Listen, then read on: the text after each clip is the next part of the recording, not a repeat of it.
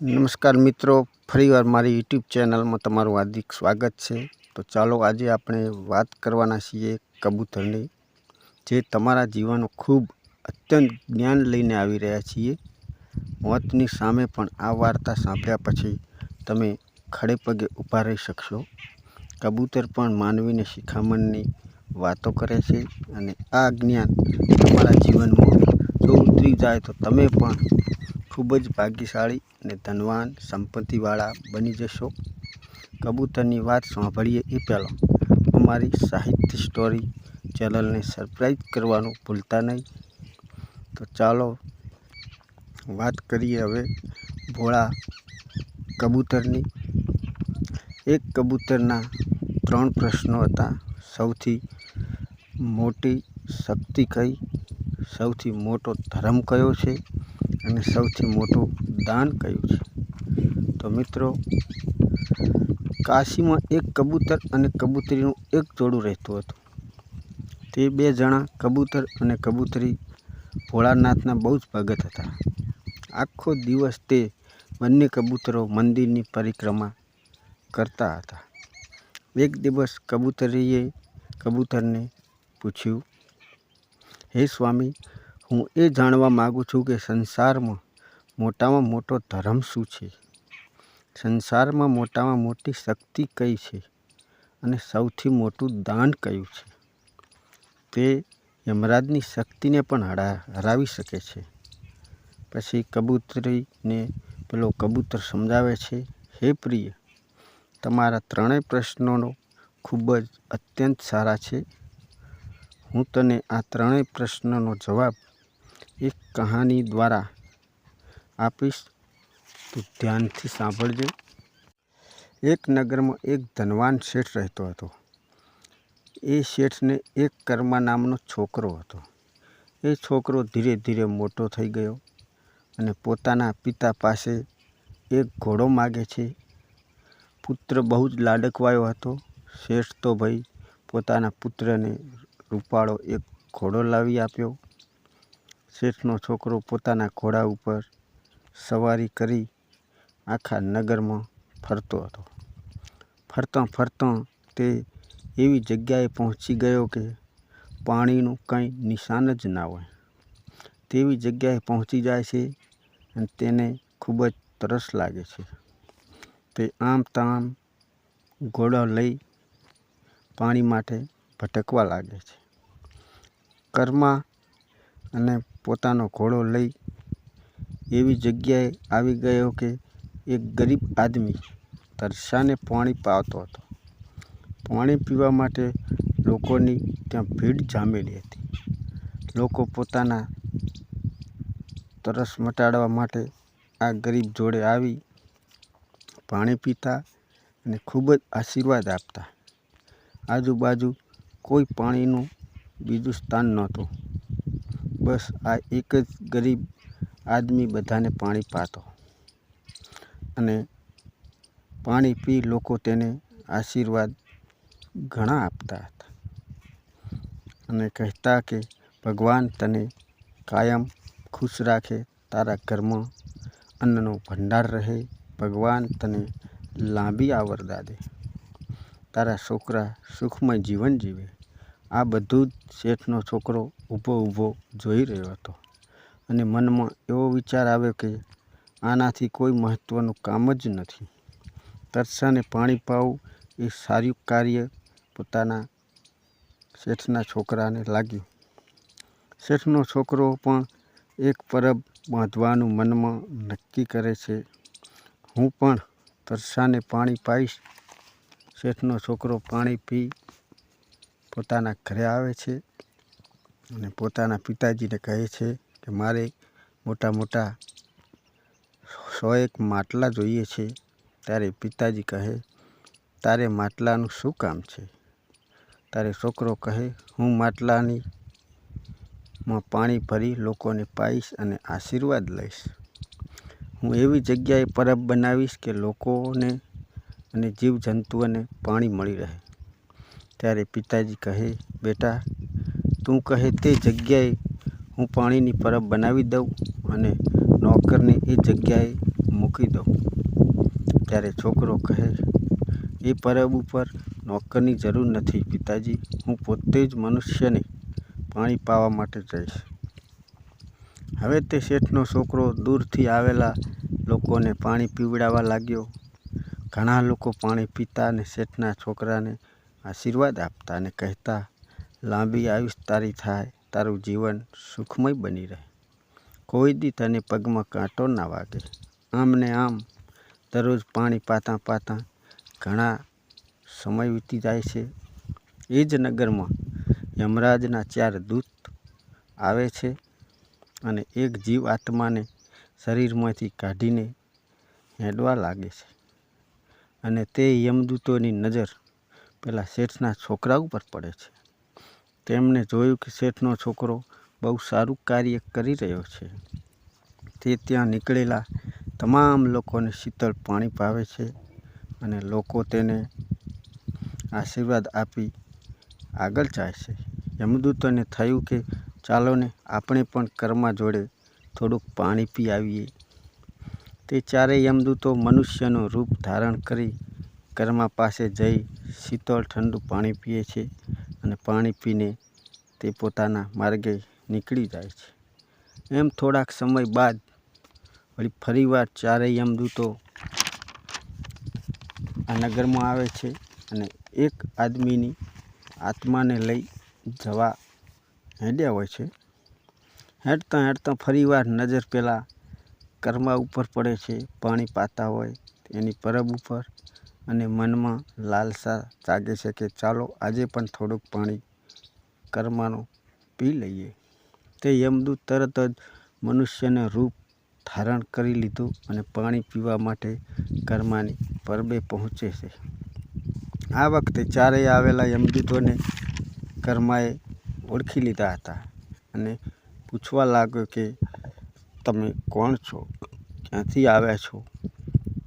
તમે પણ એકવાર પાણી પીવા માટે પહેલાં પણ આવેલા લાગો છો અને આજ ફરીથી આવ્યા છો. હું જાણું છું તમે 4 જણા શું કામ કરી રહ્યા છો. ત્યારે યમદૂત કહે, હે ભલે માણસ, અમે 4 વેપારી છીએ. વેપાર માટે અમારે નીકળવું પડે છે. જો તમારે વધારે પડતું અમારે આ માર્ગે આવવાનું થતું હોય છે, તમે 4 મારા મિત્ર બની જો ને. તારું આજથી હવે અમે તારા મિત્ર છીએ. ત્યારે જરૂર પડે તો મને યાદ કરજો. આવી રીતે કર્મા અને યમદૂતની દોસ્તી બંધાઈ જાય છે. યમરાજ તે પેલા દૂતોને આદેશ આપીને કીધું કે ધરતી ઉપર તમારે એક કર્મા નામના મનુષ્યનો જીવ લઈ આવવાનો છે. તે પાણીની પરબ ચલાવી રહ્યો છે. કર્માનું નામ સાંભળીને યમદૂતો બહુ જ દુઃખી થાય છે, કારણ કે તે કર્માનો તો મિત્ર હતો. યમદૂતો પણ ધર્મ સંકટમાં પડી જાય છે, પણ યમરાજનો આદેશ હતો, પ્રાણ તો લેવા જવા જ પડશે.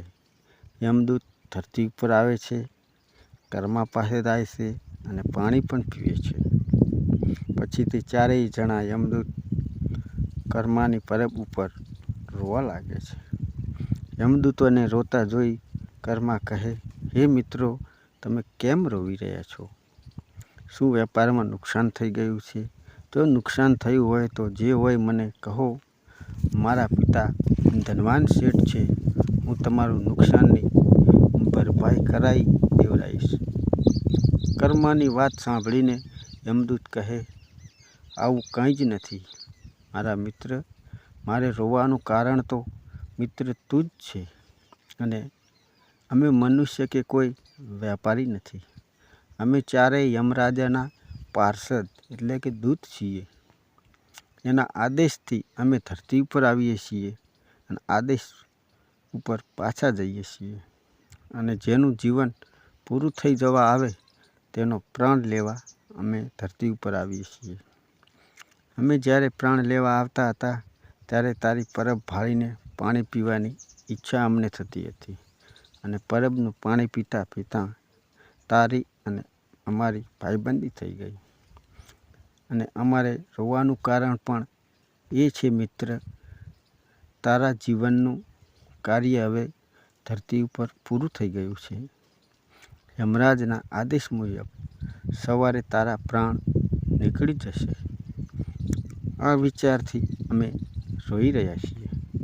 હે મિત્રો, તમારે રોવાનું થતું નથી. જે સંસારમાં આવ્યો છે તેને એક દિવસ જાવું તો પડશે. તમારું જે કામ છે તે ધર્મપૂર્વક તમે ચાલુ રાખો. મારા પ્રાણ લઈ તમે તમારા સ્વામીનું કાર્ય પૂરું કરો. હું મરવા માટે તૈયાર છું. આ શુભ કામમાં આપણી મિત્રતા વચમાં આવવી ના જોઈએ. ત્યારે ચારેય યમદૂતે કહ્યું, આવતીકાલે બપોરે તને એક સાપ કરડી જશે અને એ સાપ કરડવાથી કર્મા તારું મૃત્યુ થશે. આટલી વાત સાંભળીને કર્મા પોતાની પરબ છોડી પોતાના ઘરે આવે છે. તેના નવા લગ્ન થયેલા હતા. તેની પત્ની પતિવ્રતા ધર્મ પાળતી હતી. તે પોતાની પત્નીને મળે છે, પછી પોતાના પિતાને મળે છે, પણ મોતની વાત કોઈને કરતા નથી. જેમ મરવાનો સમય નજીક આવતો ગયો તેમ ચારે યમદૂતોમાંથી એક યમદૂત નાગનું રૂપ ધારણ કરે છે અને કરડવા જાય છે. બીજી બાજુ કર્મા જોઈ રહ્યો હતો કે એક નાગની સીડીઓ ઉપર બેઠો છે. તે તરત જ સમજી જાય છે કે પેલો મિત્ર પોતાનો યમદૂત જ છે. ત્યારે કર્મા કહે, હે મિત્ર, તું મને કરડી જા અને તારા સ્વામીની આજ્ઞાનું તું પાલન કર. હું બધા જ પરિવારને હવે મળી ચૂક્યો છું. ત્યારે નાગ કહે, હું મારી આજ્ઞામાં બંધાઈ ગયેલો છું મિત્ર, નકે હું તને ના કરડો. બીજી બાજુ કર્મા અને યમદૂત એટલે કે નાગ વચ્ચે વાતચીત થઈ રહી હતી. તે કર્માની પત્ની એક ધ્યાને સાંભળી જાય છે. તેના પતિનું મૃત્યુ થવાની વાત સાંભળી તે પોતે પણ ગભરાઈ જાય છે અને વિચારવા માંડે છે, જો મારા પતિનું મૃત્યુ થઈ જશે તો મારે વિધવા બની આખું જીવન, આખો સંસાર એકલવાયો ગુજારવો પડશે. આવું વિચારી તે ભગવાનની આરાધના પૂજા કરવા એક ધ્યાન બેસી જાય છે. અને બીજી બાજુ નાગને તો કર્માને કરડવાની તૈયાર જ હતો. એ જ સમયે એક નગરમાં એક વિધવા તેની પુત્રીને જન્મ આપે છે. થોડાક દાડા પહેલાં તેના પતિનું મૃત્યુ થયેલું હતું અને તે પોતાના પિતાના ઘરે રહેતી હતી. અને સાપના કરડવાના ચોઘડીએ એ જ ટાણે વિધવા છોકરીને જન્મ આપે છે અને તેને બહુ જ ભૂખ લાગે છે અને કહે છે, પિતાજી, મને ભૂખ લાગી છે, ક્યાં ખાવાનું આપો. ત્યારે પિતાજી કહે, હું નિર્ધન છું, તારા માટે ખાવાનું ક્યાંથી બેટા લાવું. ત્યારે દીકરી કહે છે, તો ઠીક છે પિતાજી, હું આ મારા બાળકને જ ખાઈ જાઉં.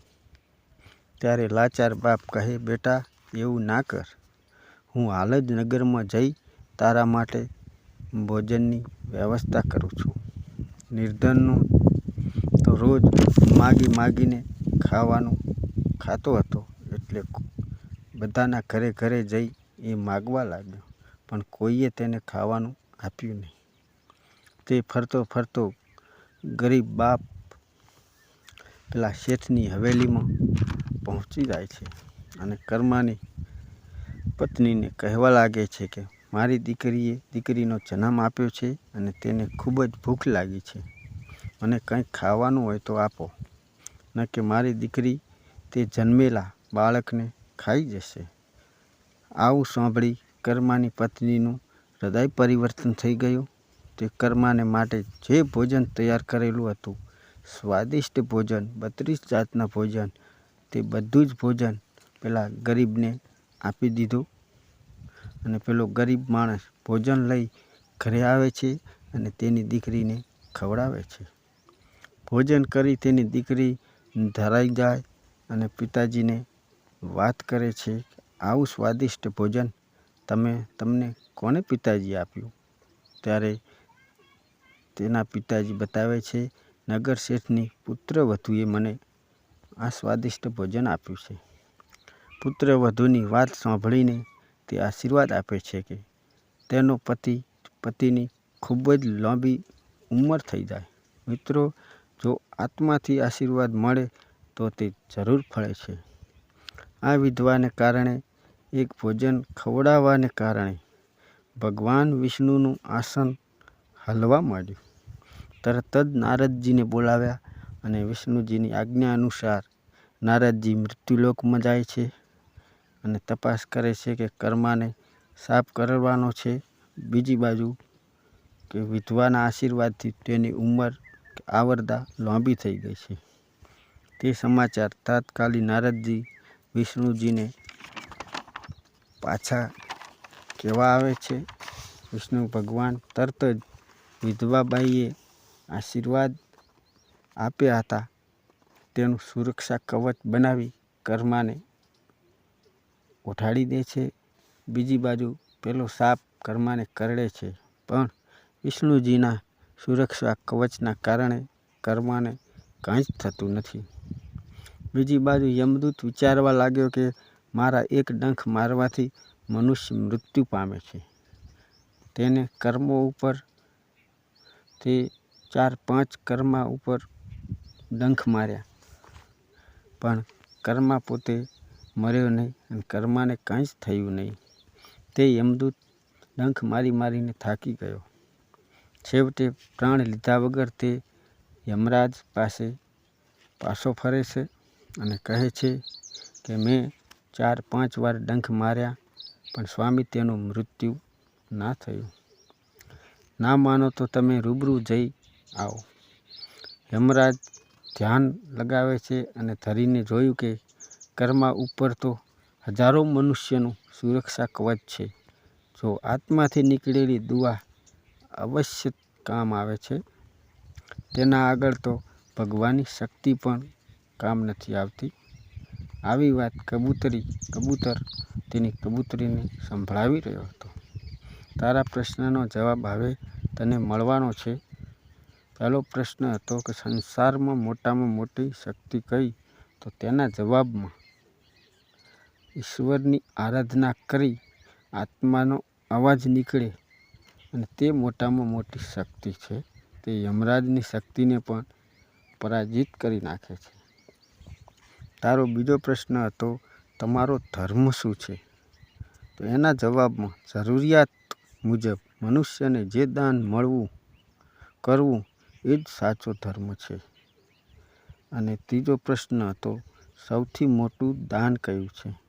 તો સૌથી મોટું દાન છે અન્નનું.